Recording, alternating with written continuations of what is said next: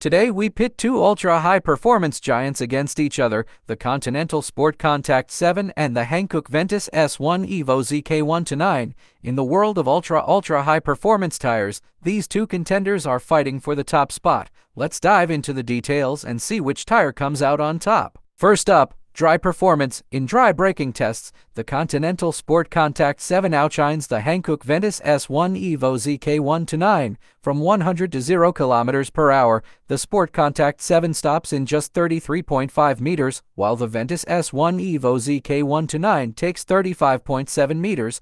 This 2.2-meter advantage is crucial in emergency situations. When it comes to dry handling, the SportContact 7 continues to lead with an average speed of 133.3 km per hour, compared to 131.2 km per hour for the Ventus S1 Evo K129. This superior grip and stability make the SportContact 7 the go-to choice for spirited driving on dry roads. Now, let's talk about wet performance. The Continental SportContact 7 excels with a braking distance of 27.5 meters from 80 to 0 km per hour, significantly shorter than the 34 meters needed by the Ventus S1 Evo K129.